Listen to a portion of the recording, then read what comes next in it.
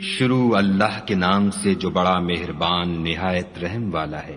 ان فرشتوں کی قسم جو ڈوب کر کھینچ لیتے ہیں اور ان کی جو آسانی سے کھول دیتے ہیں اور ان کی جو تیرتے پھرتے ہیں، پھر لپک کر آگے بڑھتے ہیں، پھر دنیا کے کاموں کا انتظام کرتے ہیں کہ وہ دن آ کر رہے گا جس دن زمین کو بھونچال آئے گا، پھر اس کے پیچھے اور بھونچال آئے گا۔ اس دن لوگوں کے دل خائف ہو رہے ہوں گے اور آنکھیں جھکی ہوئی۔ کافر کہتے ہیں کیا ہم الٹے پاؤں پھر لوٹیں گے؟ بھلا جب ہم کھوکھلی ہڈیاں ہو جائیں گے تو پھر زندہ کیے جائیں گے؟ کہتے ہیں کہ یہ لوٹنا تو موجب زیاں ہے، وہ تو صرف ایک ڈانٹ ہوگی۔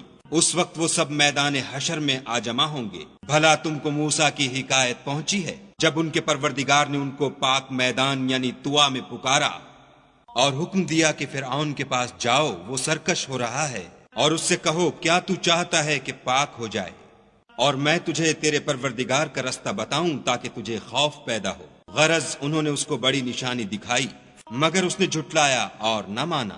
پھر لوٹ گیا اور تدبیریں کرنے لگا اور لوگوں کو اکٹھا کیا اور پکارا، کہنے لگا کہ تمہارا سب سے بڑا مالک میں ہوں۔ تو خدا نے اس کو دنیا اور آخرت دونوں کے عذاب میں پکڑ لیا۔ جو شخص خدا سے ڈر رکھتا ہے اس کے لیے اس قصے میں عبرت ہے۔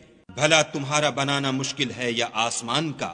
اسی نے اس کو بنایا، اس کی چھت کو اونچا کیا، پھر اسے برابر کر دیا، اور اسی نے رات تاریک بنائی اور دن کو دھوپ نکالی، اور اس کے بعد زمین کو پھیلا دیا۔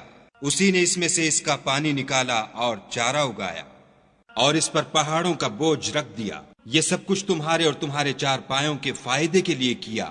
تو جب بڑی آفت آئے گی اس دن انسان اپنے کاموں کو یاد کرے گا اور دوزخ دیکھنے والے کے سامنے نکال کر رکھ دی جائے گی۔ تو جس نے سرکشی کی اور دنیا کی زندگی کو مقدم سمجھا اس کا ٹھکانہ دوزخ ہے، اور جو اپنے پروردگار کے سامنے کھڑے ہونے سے ڈرتا اور جی کو خواہشوں سے روکتا رہا اس کا ٹھکانہ بہشت ہے۔ اے پیغمبر صلی اللہ علیہ وآلہ وسلم، لوگ تم سے قیامت کے بارے میں پوچھتے ہیں کہ اس کا وقوع کب ہوگا، سو تم اس کے ذکر سے کس فکر میں ہو؟ اس کا منتہا یعنی واقع ہونے کا وقت تمہارے پروردگار ہی کو معلوم ہے۔ جو شخص اس سے ڈر رکھتا ہے تم تو اسی کو ڈر سنانے والے ہو۔ جب وہ اس کو دیکھیں گے تو ایسا خیال کریں گے کہ گویا دنیا میں صرف ایک شام یا صبح رہے تھے۔